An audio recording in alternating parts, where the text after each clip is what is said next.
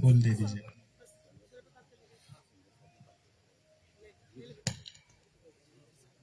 Mic कुछ ज्यादा लंबा नहीं हो गया। सर्व सुंदर आगे गणेश बोर्ड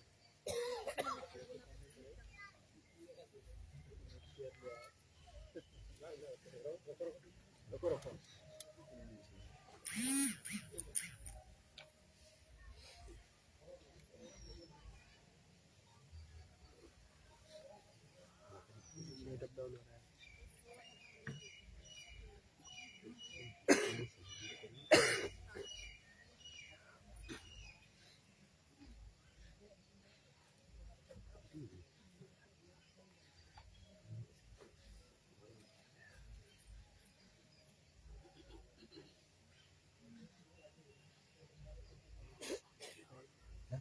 लाइव शुरू होता है।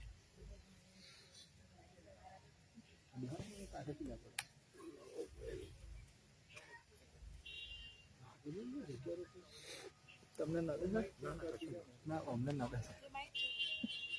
Hello hello. ये वाला लगा लो ना।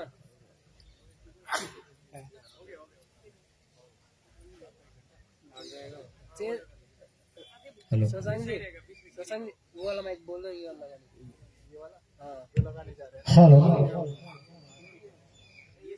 को बंद कर दो।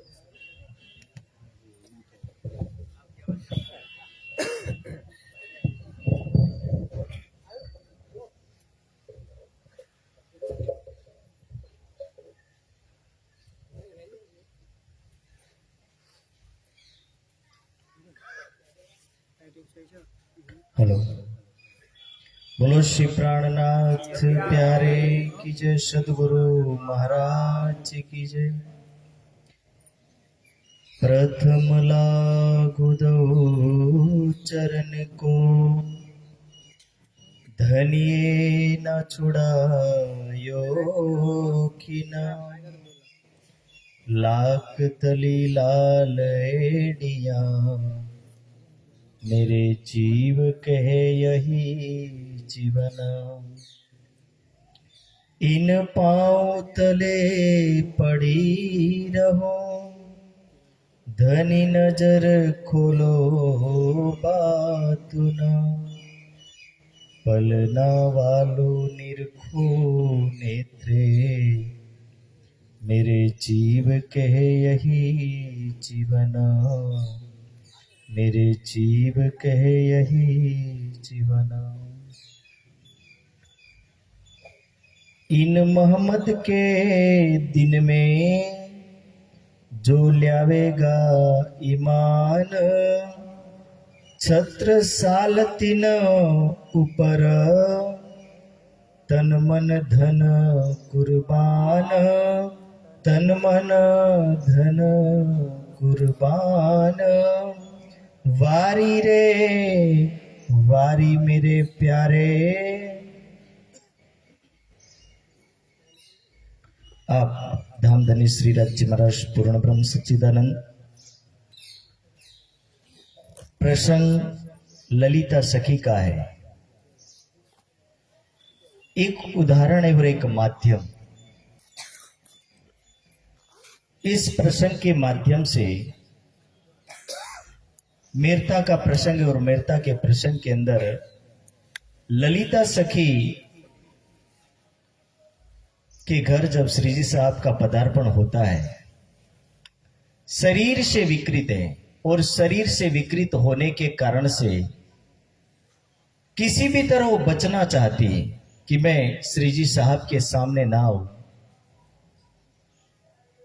कारण कारज ऐसा बनता है कि जिस काम से श्री जी साहब निकले थे,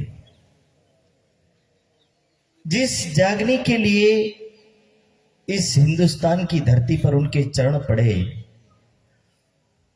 और उनका विशेष कार्य था कि जहां जहां आत्मा हो वहां वहां वो पहुंच करके उन आत्माओं को, उस मोह माया के बंधन में फंसी उस आत्माओं को निकाल करके परम धाम का शक्ति ज्ञान देना।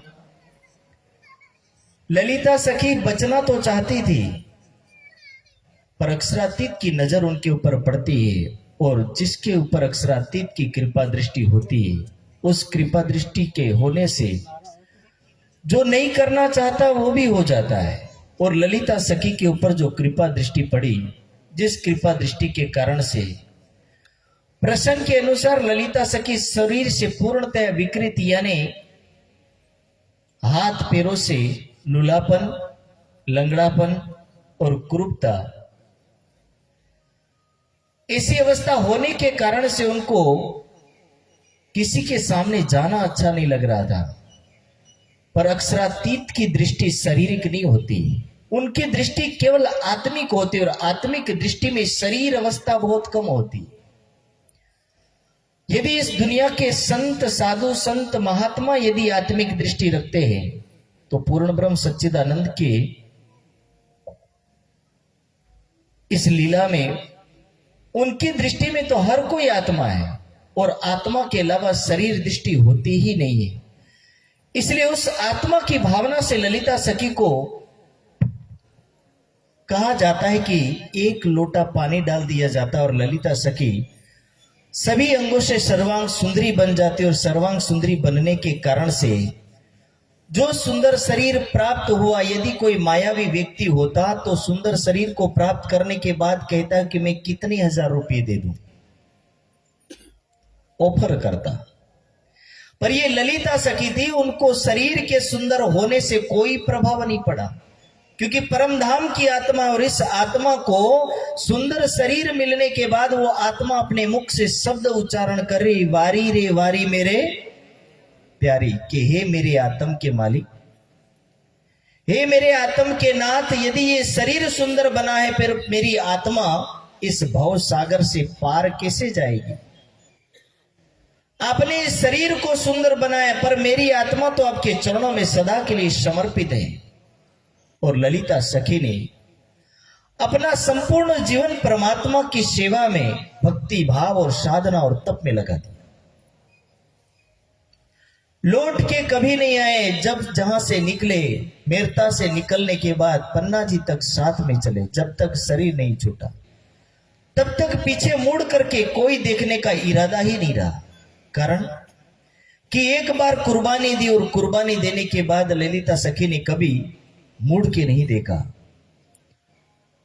और अपने समर्पण का जो उदाहरण ललिता सखी ने हम सब सुंदर साथ के सामने रखा कि आखिर हम सब सुंदर साथ किस लिए, तो इसलिए हमारा भी कर्तव्य वही है कि हम उस ललिता सखी से केवल इतना ही सीख सके, जिस प्रकार ललिता सखी ने अपने जीवन को उस परमात्मा के चरणों में समर्पित किया और लगा दिया उस परमात्मा के लिए जिसके लिए जीवन मिला है। जबकि व्यक्ति उसकी विपरीत दिशा में जीता है, संसार के सुख और भोगों में ऐसा लिप्त हो जाता है कि लिप्त होने की वजह से व्यक्ति इस भोगों से निकलना नहीं चाहता। पर किसी को यह नहीं पता कि यही भोग कभी कभी धीरे धीरे मानव को स्वयं भोग डालते हैं। भर्तृहरि उनके शब्दों में कहते हैं, भोगा न भुगता वयमे भोगता, कि भोगों को आप नहीं भोगते, भोग आपको भोगते हैं। एक उदाहरण देता हूं, शराब को व्यक्ति शुरुआत में खुद पीता है, पर कुछ वक्त जाने के बाद शराब व्यक्ति को पी जाता है। भोगा न भुगता वयमे भुगता, ये दुनिया के मोह में लिप्त होने के कारण से व्यक्ति उस परमात्मा को भूल जाता है। पर ये अनमोल जीवन, और इस अनमोल जीवन का एक ही उद्देश्य, मान के देह अखंड पल पाइए, सो पाई के वृथा गवाइए, कि ये परमात्मा के लिए लगाने के लिए मिला है, उस परमात्मा के लिए मिला है, ना कि हमारा जीवन इस दुनिया के दुख द्वंद्व और मोह में पड़ा रहे। जबकि इस ब्रह्मांड के मोह रूपी ब्रह्मांड के अंदर से एक कण भी इस दुनिया से कोई उठा करके ले जाने वाला नहीं है, तो भी व्यक्ति उसमें लिप्त रहता है। उपनिषदकार कहते हैं, कुर्वन्ने वे कर्माणि जिजी विशेष सतम सम एवं तय नान्य थे तोस्ति ना कर्म लिप्यते नरे, कि हे मानव कर्म कर, पर कर्म ऐसा कर कि उस कर्म में तू लिप्त मत हो, उस मोह के बंधन में लिप्त मत हो। यदि लिप्त होना है तो परमात्मा के आनंद में लिप्त हो, डूबना है तो परमात्मा के आनंद में डूब, राग करना है, प्रेम करना है, तो उस परमात्मा से ग्रहण कर जो परमात्मा आपको सदा अखंड सुख शांति देगा। पर व्यक्ति को शाश्वत सुख की इच्छा नहीं है, व्यक्ति को क्षणिक सुख की इच्छा है, पल भर की इच्छा है, और पल भर के सुख के लिए व्यक्ति कुछ भी करने को तैयार है। और ये ललिता सखी हम सुंदर साथ को कहती है कि एक आत्मा जो होती है उस परमात्मा के लिए अपने आप को समर्पित करके कुर्बान कर देती है।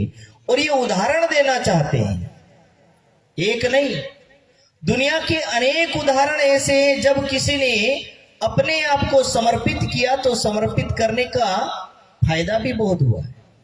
और समर्पित करने का फायदा क्या होता है, तो अलग अलग उदाहरणों के माध्यम से आपको सुनने मिलेगा। जब धौम्य ऋषि का एक शिष्य होता है, धौम्य ऋषि का शिष्य आरुणि, जब उनका गुरु कहता है कि धौम्य ऋषि की खेत में बहुत ज्यादा बारिश हो रही है, और बारिश होने की वजह से कहते कि कोई जाकर के उस खेत में पानी को निकाल करके उस खेत के खाद को बचाओ, ताकि ये खाद निकल जाए तो शायद ये खेती नहीं हो पाएगी। इसलिए उस पानी को या तो रोक दो, और उस काम के लिए आरुणि को भेज दिया जाता है। जब ये शिष्य जाता है, पानी रोकने की कोशिश करता है, रोकते रोकते थक जाता है। थकने के बावजूद भी वो कोशिश करता रहता है। एंड में ऐसा थक गया कि उसको रोकने का प्रयास करने के बाद कोई भी उनको रोक नहीं पाए, ऐसी अवस्था बन गई। तो स्वयं वो शिष्य लेट गया, और स्वयं लेटने का परिणाम ये निकला कि धीरे धीरे उसके शरीर में ठंडी चढ़ गई, मरने तक की अवस्था आ गई। पर उस शिष्य ने कभी भी अपने गुरु के वचन को तोड़ा नहीं, जो जीवन समर्पित किया था गुरु के चरणों में। इस समर्पण के कारण से उस शिष्य ने उस वचन का पालन किया। सुबह तक शिष्य बेहोश अवस्था में था। ऋषि धौम्य पूरे आश्रम में उनको ढूंढते हैं, पर कहीं वो नहीं मिलता। बाद में जाकर के खोजते खोजते पता चला कि वो तो रात्रि में खेत में पानी को रोकने गया था, और जाकर के देखा तो वहां बेहोश अवस्था में पड़ा। धौम्य ऋषि उनको उठा करके लेकर के आते हैं और कहते कि आपने जिस कर्तव्य को किया है, और जिस निष्ठा और श्रद्धा और समर्पण के साथ जिस कार्य को किया है, मैं आपको आशीर्वाद देता हूं कि आप कुछ ही समय में इस संसार के अंदर एक महान विद्वान बनेंगे। और जिस आशीर्वाद के चलते ये इनका शिष्य एक महान विद्वान बनता है। समर्पण के कई फल हैं, और कई फल के अंदर ये समर्पण करने का फायदा कि अक्षरातीत के चरणों में समर्पित होना, यानी कि इस दुनिया के भवबंधन से मुक्त हो जाना। उपनिषदों में आप देखेंगे या योग दर्शन में कहा ईश्वर प्रणिधानानि कि हे मानव तू समर्पित हो जा। क्यों समर्पित हो जा? क्योंकि जब तक व्यक्ति समर्पित ना हो तब तक व्यक्ति के जीवन में कुछ हासिल नहीं कर पाएगा। और इसलिए समर्पित होने के बाद ही जो अवस्था मिलती है या जो फल मिलता है, उस फल से ही मानव जीवन का कल्याण होता है। इसलिए एक आत्मा जो यहाँ पर उदाहरण के रूप में प्रस्तुत है, और वो आत्मा के माध्यम से राज्य हर सखियों को संबोधित करना चाहते। वारी रे वारी मेरे प्यारे, टुक टुक कर डारो या तन। अब अगले शब्द में कह रहे हैं कि मैं अपने आप को पूर्णतया समर्पित करता हूं। टुक टुक यानी समर्पित होने के तरीके जो बताए, जैसे सेवा पूजा के अंदर एक प्रसंग आता है, तन मन धन न्योछावर किन्हो श्री महामती चरणों लागी। कि कई बार व्यक्ति सोचता है कि कैसे समर्पित होया जाए। समर्पित होने का जो तरीका बताया कि तन मन और धन, ये तीन चीज से समर्पण का एक उदाहरण दिया। तन से समर्पित होने का तात्पर्य कि अपने जीवन को उस परमात्मा के कार्य में लगा देना, और लगाने के लिए जो समय मिलता है, जो सेवा मिलती है, चाहे वो शारीरिक हो चाहे मानसिक हो, कोई भी प्रकार की सेवा हो, ये तन से समर्पित होना है। ऐसा नहीं कि समर्पण कर दिया और ऊपर वाले सामने वाले पर बोझ बन जाना। कई बार व्यक्ति ऐसे भी होते कि मैं आप पर समर्पित हो गया हूं, पर देखा जाए कि उसको खाना खिलाओ सब कुछ करते करते सामने वाला तंग हो जाता, कहते रहने दे भाई, आगे से समर्पण मत करना। ऐसा समर्पण नहीं। समर्पण का मतलब कि अपने जीवन का ऐसा कर्तव्य जो हम कर सके और जिस कर्तव्य के माध्यम से हम अपने आप को उस परमात्मा के कार्य में संलग्न कर दे। महाराजा छत्रसाल का समर्पण इतिहास के पन्नों में आज भी छपा हुआ है और अभी भी पता चलता है कि पूरे दिन जो राज्य का कार्यभार संभालने के बाद भी रात्रि में श्री राज्य महाराज के चरणों में आकर के सत्संग का श्रवण करना। कभी स्नान का समय हो तो महाराजा छत्रसाल स्वयं आकर के कभी अंगूठियां बदलते तो कभी आभूषण बदलते। ये है समर्पण। देवकरण जी जबकि महाराजा छत्रसाल जी के भतीजे लगते हैं, ना अभिमान है ना गुमान है, सब कुछ छोड़ करके उस परमात्मा के चरणों में समर्पित होने के साथ साथ झाड़ू लगाने तक की सेवा कर देते हैं। ये है समर्पण। बोझ बनना समर्पण नहीं है। उस परमात्मा के लिए अपने आप को समर्पित करना, यानी शरीर से भी कार्य कर सकते हो, तमाम प्रकार के कार्य करना ही एक प्रकार का समर्पण है।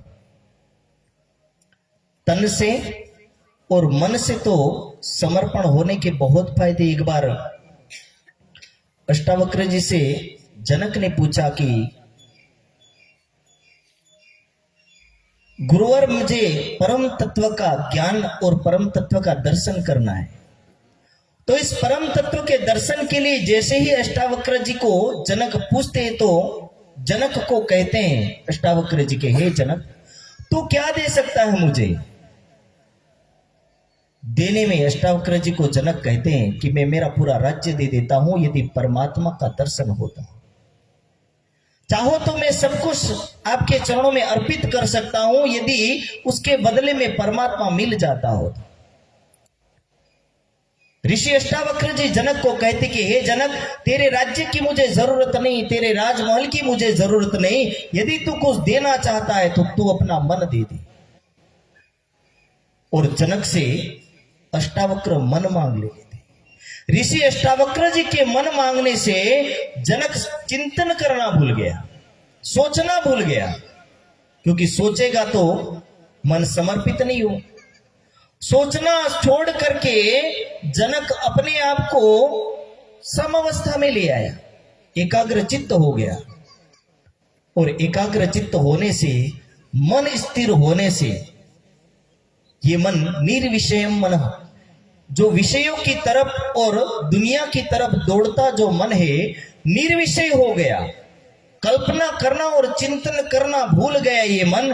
और इस मन के निर्विषय होने से चिंतन और विचार करने की शक्ति को छोड़ करके मन केवल उस परम तत्व की ओर लगा। एक मन के समर्पित होने से अष्टावक्र जी 3 दिन में उस परम तत्व के ज्ञान को ग्रहण कर लेते हैं। और जनक के इस उपलब्धि के पीछे उसका मन था जो उन्होंने अष्टावक्र जी के चरणों में अर्पित किया। आप सोच सकते हो कि दुनिया का एक राजा किसी संत के चरणों में अपने मन को अर्पित करता है और परम तत्व को प्राप्त करता है। हम यदि अपने आप को परमात्मा के चरणों में अर्पित करें तो क्या नहीं प्राप्त कर पाएंगे। वाणी में लिखा है, साथ जी शोभा देखिए करे कुर्बानी, आत्मवार डारो नक्शिक लो ऊपर धाम धनी कसम। हमें कहां समर्पित होना है? हमारे मन को, हमारी बुद्धि को, हमारे चिंतन को, हमारी विचारधारा को कहां लगाना है? साथ जी शोभा देखिए। किसकी शोभा देखनी? उस पूर्ण ब्रह्म परमात्मा की छवि को निहारना है और उसकी छवि को निहार करके उसके स्वरूप को अपने हृदय स्थल में बिठाना है और अपने हृदय में बिठा करके उस परमात्मा के लिए अपने आप को समर्पित करना है। और जिस दिन हमने ये कर्तव्य कर लिया तो निश्चित रूप से इस समर्पण का कोई फायदा हो। दुनिया में सब कुछ करना बहुत सरल है, लेकिन समर्पण करना बहुत कठिन है। समर्पण करने के पीछे बहुत सारे कारण बनते हैं और व्यक्ति तब समर्पण कर पाता है जब वो अपने अहंकार को छोड़ता है, अपने लोभ को छोड़ता है, अपने मोह माया के द्वंद को छोड़ता है, अपनी इच्छाओं को तोड़ता है, सारी चीज को छोड़ देता है, तब कोई समर्पित हो पाता है, वरना कोई समर्पित नहीं हो पाता। समर्पण करना कोई खेल नहीं। जब किसी ने अपना समर्पण किया मान लीजिए, तो उसके पीछे कितनी चीजें उसको त्यागनी पड़ती है। शब्द छोटा सा है लेकिन उसके पीछे त्याग वर्षों का लग जाता है। एक संसार की इच्छाओं को छोड़ना कोई खेल नहीं है, पर जब व्यक्ति छोड़ता है, समर्पण करता है, तो ये सारी चीज छोड़ करके पीछे चल देता है। और यही वाणी हमें समझाना चाहती है। कहीं मुकुंदास जी ने समर्पण किया तो कहीं लालदास जी ने समर्पण किया। जिन सुंदर साथ ने समर्पण किया वही एक इतिहास में अंकित हो गए। आज हमारा वक्त है, हम क्या कर सकते हैं, उस परमात्मा के नाम से क्या दे सकते हैं। एक उदाहरण और एक प्रसंग, दिल्ली दरबार के अंदर एक प्रसंग घटित होता है कि जब सभी सुंदर साथ की सभा लगी और सभा लगने के बाद वक्त ऐसा आया, औरंगजेब बादशाह को संदेश देना और संदेश देने के लिए कौन जाएगा। इस सभा में कई लोग बैठे थे, पर कई लोगों में से केवल ना केवल तकरीबन 12 मुख्य सुंदर साथ और दूसरे 5-6 और, कुल ज्यादा गिनती गिनो तो 20 सुंदर साथ मिले, जिनको अपने जीवन की परवाह नहीं थी, अपने और जीवन की परवाह किए बिना जिन्होंने अपना जीवन परमात्मा के चरणों में अर्पित किया। और अर्पित करने के बाद उन सुंदर साथ का नाम लिखा है, कुर्बानी का नाम सुन मोमिन उर्सत, अंग जो पीछे होते मोमिन दौड़ लिया तिन संग। कुछ तो सूरत से चले थे, कुछ सूरत से पहले से चले थे, पर चंचल दास जी गंगाराम में जो अभी अभी बने थे, कुछ समय हुआ था पर एक निष्ठा थी। दयाराम भाई कायम मुल्ला है, तत्काल जिन्होंने कुछ समय हुआ था श्री प्राणनाथ जी के चरणों में आए थे, पर जिन्होंने सच्चे हृदय से पहचान की और सच्चे हृदय से पहचान करने के कारण से उन्होंने अपना जीवन परमात्मा के चरणों में लगा दिया। और नहीं उस मरने का डर था, ना ही किसी चीज का डर था। ये है समर्पण। जबकि व्यक्ति मरने की बात आते तो अच्छे अच्छे व्यक्ति घबरा करके भाग जाते हैं, पर जिसने अपने आप को उस परमात्मा के लिए कुर्बान किया वही व्यक्ति कुछ पा सका। बाकी तो केवल ना केवल व्यक्ति इस दुनिया के अंदर नाम के ढिंडोरे पिटता रहता है, पर जब तक अपने आप को तबाह ना कर दो तब तक कुछ प्राप्त नहीं कर पाओगे। इसलिए वाणी में लिखा, पहले पीतू मौत का शरबत कर तहकीक मुकर्रर। यदि कुछ पाना चाहता है, कुछ लेना चाहता है, तो अपने आप को उस परमात्मा के लिए मिटा दे। और जिस दिन तूने अपने आप को परमात्मा के नाम से मिटा दिया, उस दिन तू कुछ प्राप्त कर पाएगा।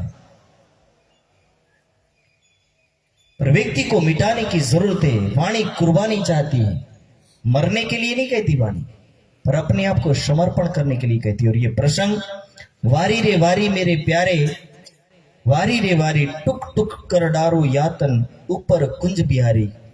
हे कुंज के वन के अंदर विचरण करने वाले परब्रह्म, हे परमात्मा, हे परम धाम के अंदर विचरण करने वाले परब्रह्म, मैं तुम्हारे ऊपर अपने आप को समर्पित करती हूँ। ये एक आत्मा के लक्षण और एक आत्मा की पुकार है। बीतक का पूरा ग्रंथ पूरा का पूरा समर्पण का भरा पड़ा है। और उस समर्पण के अंदर जो नहीं आए उनका आज भी लोग विपरीत दिशा में नाम लेते हैं। और उनके नामों में कहीं कहीं तो साकुमार की आत्मा का नाम भी आ जाता है, कहीं कहीं रतनबाई का नाम भी यानी बिहारी जी का नाम भी आ जाता है, क्योंकि उन्होंने परमात्मा के लिए समर्पण नहीं किया। पर जिन्होंने समर्पण किया उन्होंने परमात्मा के चरणों में रह करके सागर श्रृंगार परिक्रमा इन सभी तारतम का तारतम जो है इन सभी सुखों का आनंद लिया। क्यों? क्योंकि उन्होंने अपने आप को समर्पित किया, और समर्पित करने से एक वक्त ऐसा आया कि समर्पण की भी एक परीक्षा आई थी। सर बोलो श्री प्राणनाथ। समर्पण की एक परीक्षा आई, और मंदसौर के अंदर उस समर्पण की भी परीक्षा में सब सुंदर सा टिके रहे। लालदास जी जैसे जो 99 जहाज के मालिक हैं, उनको भी भिक्षा का पात्र लेकर के दर दर पर मांगना पड़ता है। और भीम भाई, श्याम भाई, गोवर्धन भाई, ये सभी विशेष हैं। वहां चिंतामणि जी महाराज जो 1000 शिष्यों के गुरु थे, पर सारे अहंकार की ग्रंथि को तोड़ करके अपने आप को उस परमात्मा के लिए कुर्बान कर चुके थे। ऐसे वो ब्रह्म मुनि, ऐसी वो ब्रह्मज्ञाए भिक्षा के पात्र को लेकर के चल पड़ती है, और स्वयं उस समर्पण का उदाहरण दे देते दुनिया को कि क्या ब्रह्म सृष्टि इस दुनिया में आएंगी तो क्या करेगी। जो कोई नहीं कर सका वो ब्रह्म सृष्टि करके दिखा दी। ये है ब्रह्म सृष्टि की पहचान। ना जिसका ईमान डगमगाया, ना जिसका समर्पण डगमगाया, जिन्होंने आजीवन अपने आप को समर्पित करके रखा, ऐसी ये ब्रह्म सृष्टि।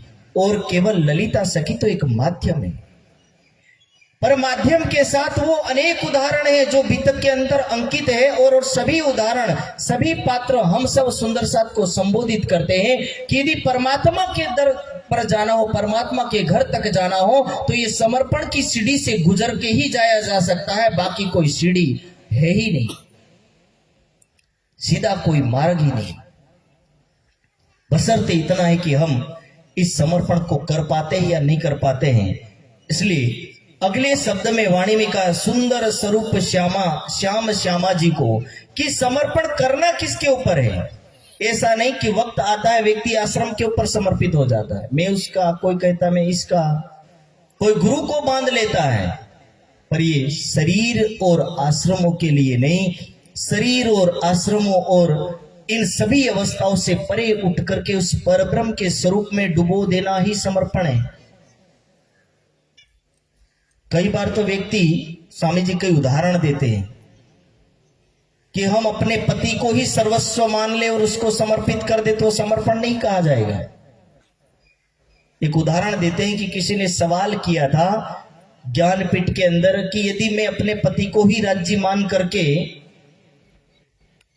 उनको भजो तो क्या मेरा बेड़ा पार हो जाएगा। आप सोचिए कि ऐसी भी कल्पना लोग करते हैं।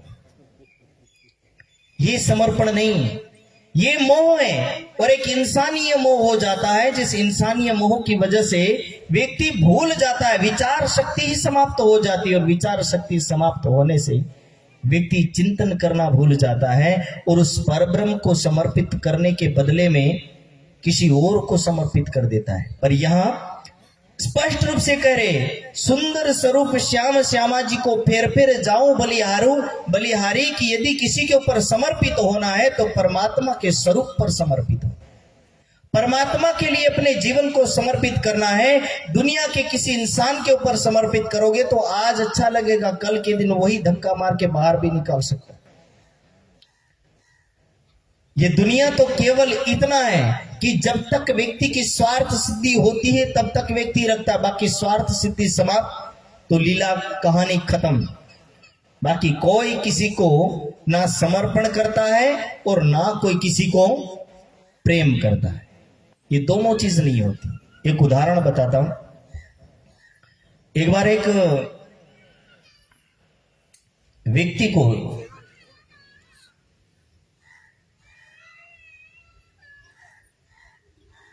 संशय और मोहयुक्त ज्ञान था, जिस कारण से वो अपने गुरु के चरणों में गया तो गुरु से कहने लगा।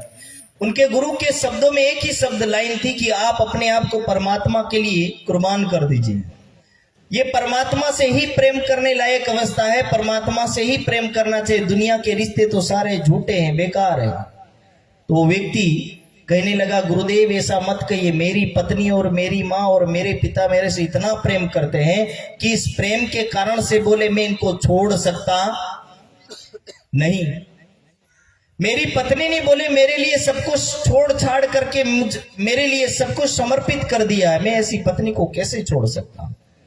उनका गुरु कहने लगा कि हे बेटे, ऐसा कुछ नहीं है दुनिया में, ये देखने में स्वार्थ युक्त दुनिया है, कब कोई बदल जाए उसका कोई भरोसा नहीं है। वक्त ऐसा आया, गुरु ने उस शिष्य को योग विद्या सिखाई। योग विद्या के अंदर उसको 10वें द्वार में प्राण रोकने की विद्या सिखाई, और प्राण रोकने की विद्या में वो शिष्य जब निपुण हो गया तो गुरु ने कहा कि अब इसको आप प्रैक्टिकल करिए अपने घर जाकर के। और घर जाकर के प्रैक्टिकल करने के लिए अपनी पत्नी से कहा कि मैं आज दूध पाक खाना चाहता हूं, और जिसको हिंदी भाषा में खीर बोलते हैं, दूध पाक बनाने के लिए, खीर बनाने के लिए अपनी पत्नी को कह देता है, और स्वयं अपनी उस विद्या का प्रयोग करता खाट पर पड़ा पड़ा और 10वें द्वार में प्राण स्थिर कर लेता है। श्वास की गति रुक जाती है, नसें लूज हो जाती है, शरीर ठंडा पड़ जाता है, धीरे धीरे व्यक्ति मृत समान लगने लगता है। दूध पाक खीर बन करके रेडी हो गई। पत्नी आकर के कहने लगी, जी खा लो। पति को चेक किया तो नस नाड़ियां ढीली, नाक पर हाथ ले गई तो श्वास भी बंद। पत्नी चिंतन करने लगी, सोचने लगी कि करूं तो करूं क्या, एक तपेला खीर बिगड़ जाएगी बोले। और सोचते सोचते पत्नी ने आधी खीर साफ कर दी। आधी खीर खाने के बाद 1 घंटे के बाद जोर से चिल्लाई, ए जी बोले मेरा पति मर गया। आप सोच सकते हो, यह है समर्पण और दुनिया का प्रेम। स्वार्थ सिद्धि खत्म हुई तो व्यक्ति भी खत्म हुआ।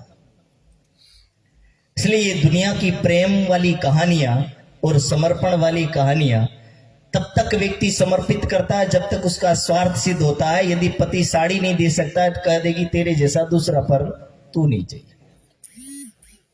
ये दुनिया के उदाहरण है। प्रहलाद जी महाराज की लीला देखिए, हम एक बार भी मना करेंगे पर वो हमारे पीछे पीछे ही होते।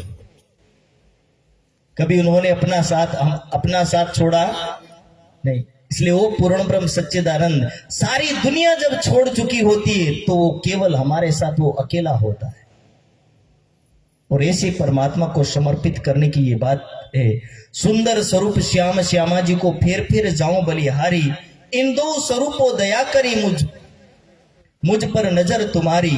कि ये दोनों स्वरूप, कौन दोनों स्वरूप? परम धाम के श्याम श्यामा जी, इन दोनों स्वरूपों की, इन दोनों की कृपा दृष्टि से मैं इस दुनिया में सुंदर शरीर को प्राप्त हुई। पर इस सुंदर शरीर से ज्यादा तो मुझे वो परब्रह्म प्राप्त हुआ जिनके कारण से मैं इस भव बंधन से मुक्त होकर के अखंड सुख को प्राप्त करूं। और इस कामना से ललिता सखी परमात्मा के चरणों में अपने जीवन को समर्पित कर देती है। हर सुंदर साथ के लिए उदाहरण है कि हम उस ललिता सखी के पद चिन्हों पर चल करके, ये तो एक माध्यम था और माध्यम ललिता सखी को बनाया। राज्य डायरेक्टली हमें कहना चाहती कि आप भी इन्हीं की राह पर चल करके अपने आप को परमात्मा के चरणों में समर्पित करिए और अपना जीवन उस परमात्मा के लिए लगाइए, ताकि इस जीवन का आप सदुपयोग कर सके और सदुपयोग करके उस परमात्मा को आप प्राप्त कर सके, उसके आनंद सुख शाश्वत शांति को प्राप्त कर सके। और ये मानव जीवन हमें उस परमात्मा को समर्पित करने के लिए मिला है। फालतू की इस जिंदगी के अंदर द्वंद्व और मोहजाल की जिंदगी में बर्बाद करने के लिए नहीं। तो प्यारे सुंदर साथ जी, मेरा समय भी पूरा होता है और ये प्रकरण हमें उस परमात्मा के स्वरूप में डूबने के लिए बारंबार संबोधित करता है। इन्हीं के साथ मैं अपने शब्दों को यहीं पर विराम दूंगा। बोलो श्री प्राणनाथ। चौपाई दोहराएंगे। सुंदर स्वरूप श्याम श्यामा जी को फिर जाऊं बलिहारी, इन 2 स्वरूपों दया करी मुझ पर नजर तुम्हारी। मुझ पर नजर तुम्हारी। बोलो श्री प्राणनाथ। एक छोटा सा भाव हमारे अर्पण जी रखेंगे एक, उसके बाद ज्योत्सना माता जी की आधा घंटा प्रवचन रहे।